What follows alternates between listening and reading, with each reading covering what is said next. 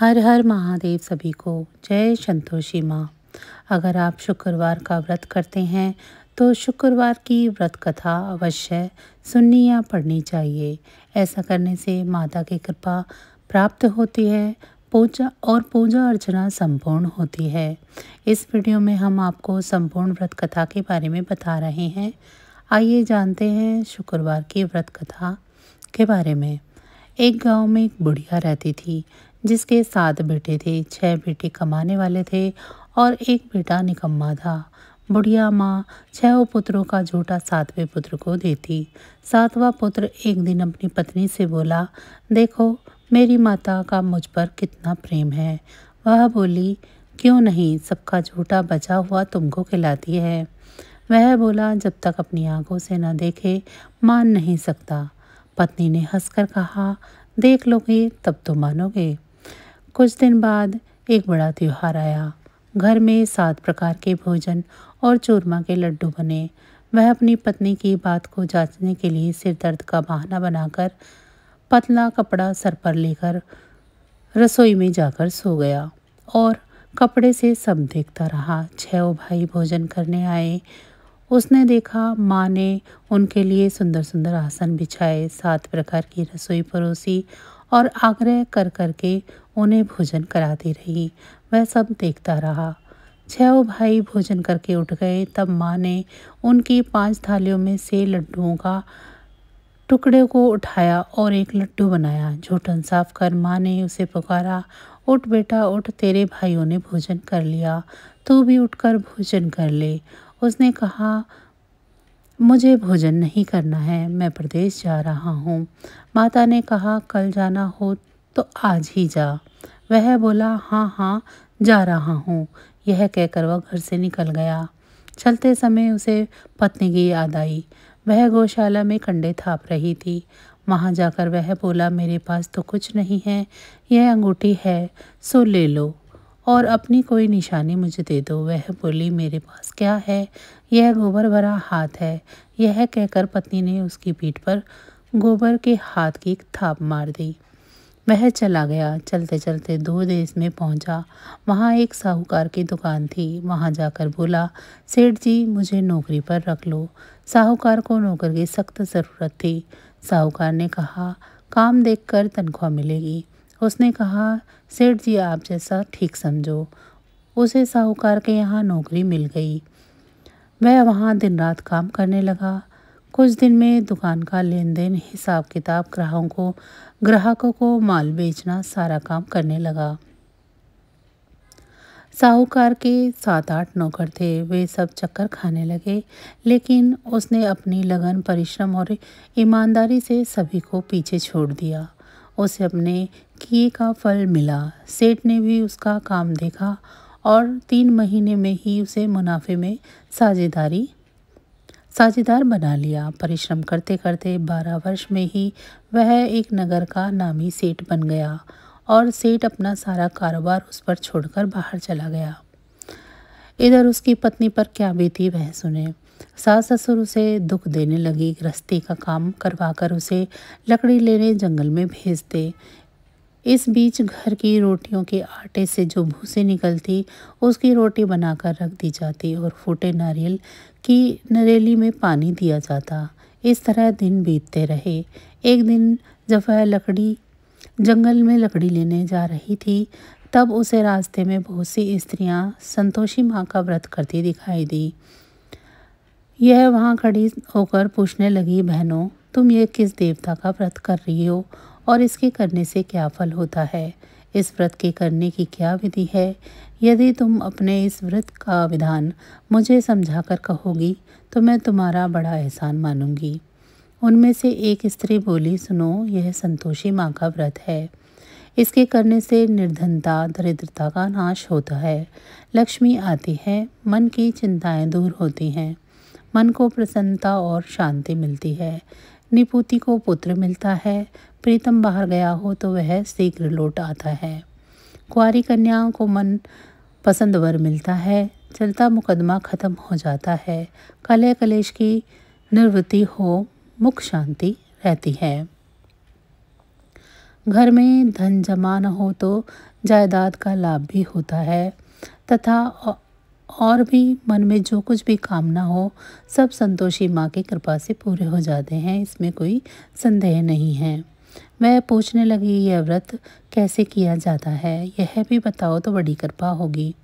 वह स्त्री कहने लगी, बिना परेशानी, श्रद्धा और प्रेम से जितना भी बन सके प्रसाद लेना, 5.25 पैसे या 5.25 आने तथा इससे भी ज़्यादा शक्ति और भक्ति के अनुसार गुड़ और चना लें। हर शुक्रवार को निराहार रहकर कथा कहना सुनना। इसके ओम बीज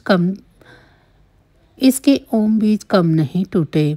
लगातार नियम पालन से करना होगा। सुनने वाला कोई न मिले तो घर का दीपक जलाकर उसके आगे जल के पात्र को रख कथा कहना, परंतु नियम न टूटे।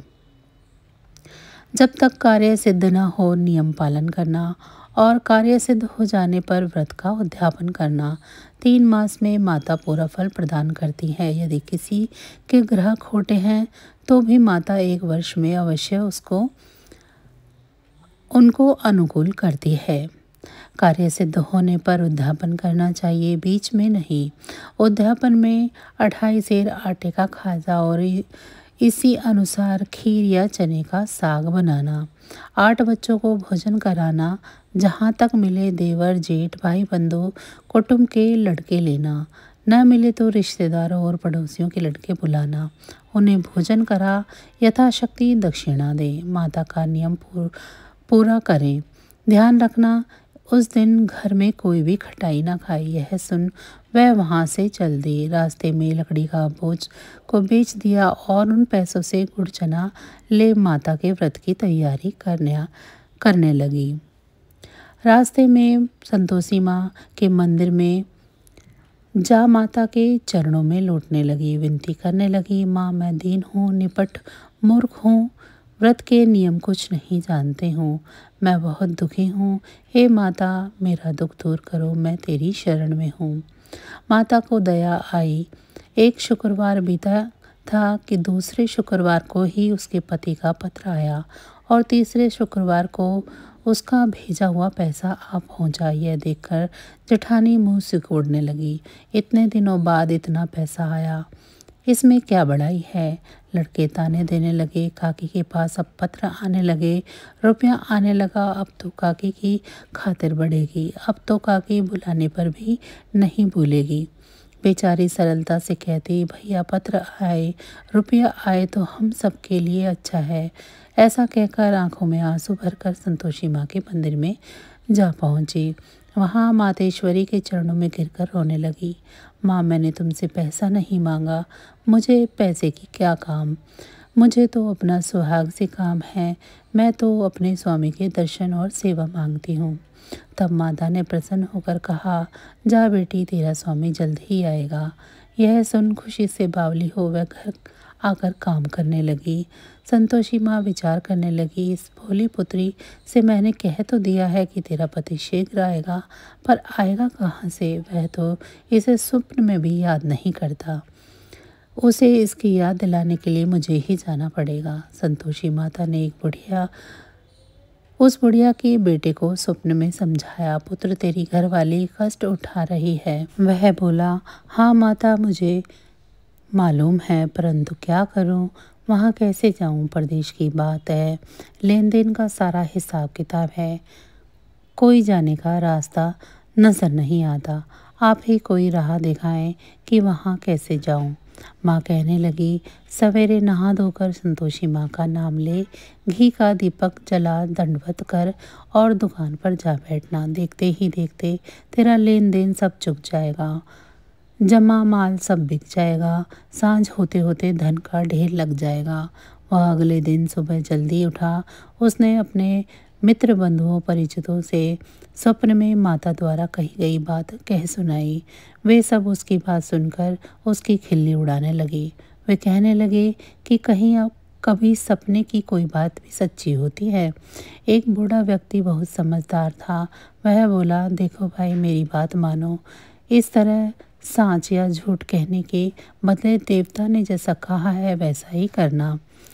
तेरा क्या जाता है। बूढ़े की बात मानकर नहा धोकर उसने संतोषी माँ को प्रणाम किया, फिर दीपक जलाकर दुकान पर जा बैठा। शाम तक धन का ढेर लगाया। वह हैरान हुआ। मन में संतोषी माँ का नाम ले प्रसन्न होकर घर जाने के वास्ते गहना कपड़ा व सामान खरीदने लगा। सब काम से निपट कर अपने घर को रवाना हुआ। उधर उसकी पत्नी जंगल में लकड़ी काटने गई थी। लौटते वक्त थक जाने के कारण संतोषी माँ के मंदिर में विश्राम करने बैठ गई। यह तो उसका रोज रुकने का स्थान था। धूल उड़ती हुई देखा तो उसने माता से पूछा, हे माता, यह धूल कैसी उड़ रही है। माँ ने कहा, हे पुत्री, तेरा पति आ रहा है। अब तू ऐसा कर, लकड़ियों के 3 भुज बना ले, नदी के किनारे रख, दूसरा मेरे मंदिर पर और तीसरा अपने सर पर रख। तेरे पति को लकड़ी का गट्ठा देखकर मोह पैदा होगा। वह यहाँ रुकेगा, नाश्ता पानी बनाकर खाकर माँ से मिलने जाएगा। तू लकड़ी का बोझ उठा कर जाना और बीच चौक में गड्ढा डालकर 3 आवाज़ें जोर से लगाना। लो सासू जी, लकड़ियों का गट्ठा लो। भूखी को 2 रोटी, नारियल के खोपरे में पानी दो। आज कौन मेहमान आया है। संतोषी माँ की बात सुनकर वह बहुत अच्छा माँ कहकर प्रसन्न मन से लकड़ियों की 3 बोझ बना लाई।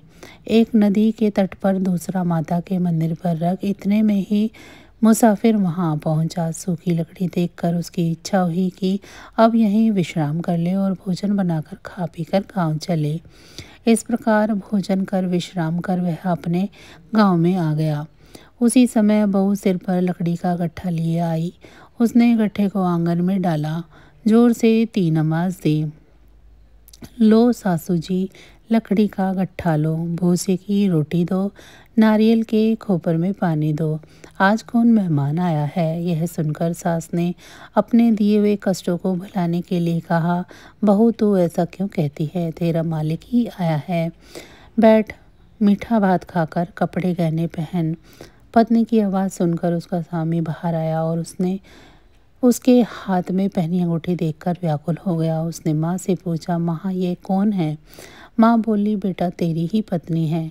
आज 12 वर्ष हो गए हैं जब से तू गया है।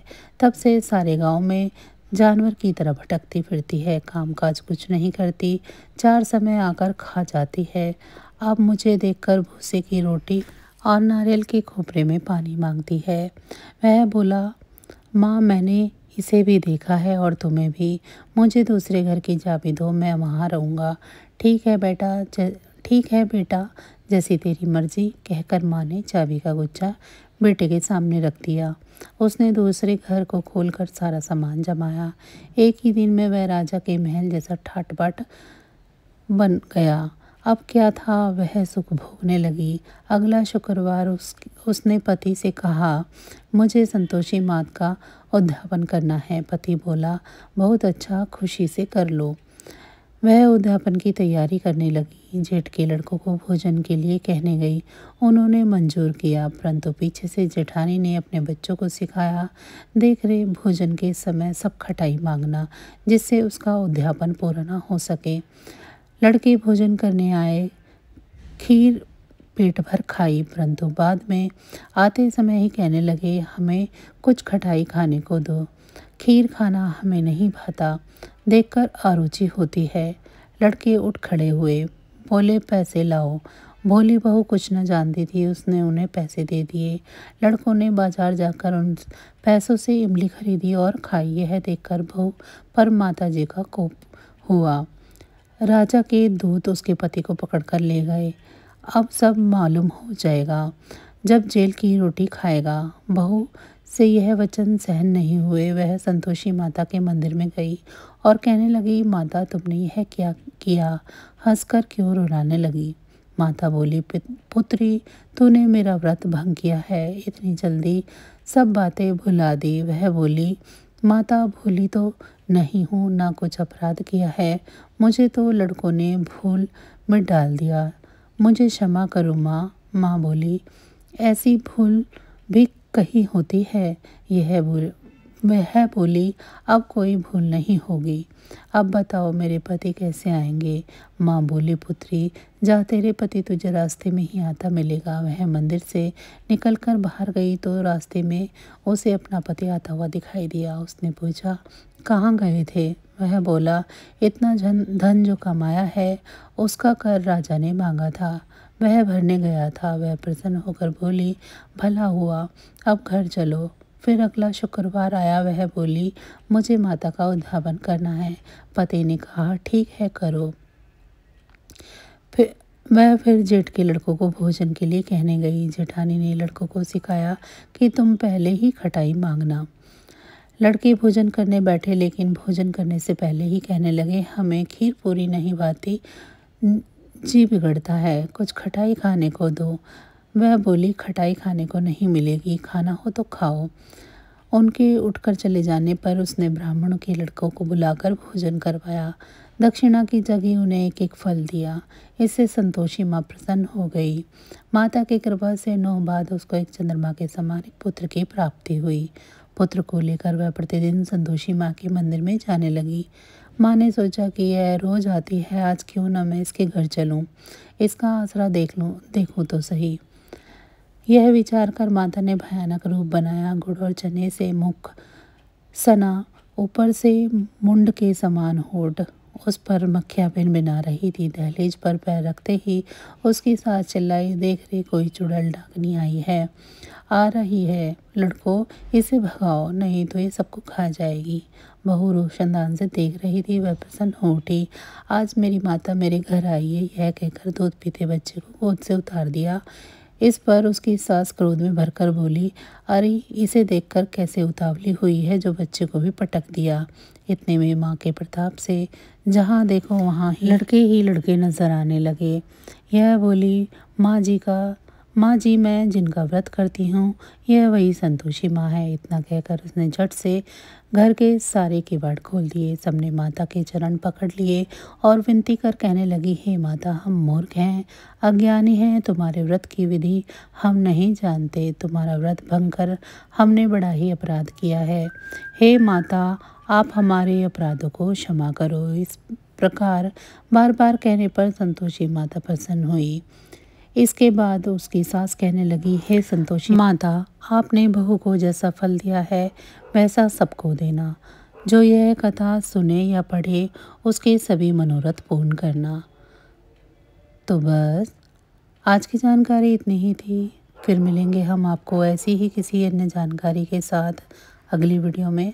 अगर आपको मेरी ये जानकारी अच्छी लगी है तो वीडियो को लाइक करें। चैनल को अभी तक सब्सक्राइब नहीं किया है तो ऐसी ही जानकारियों के लिए चैनल को सब्सक्राइब कर लें।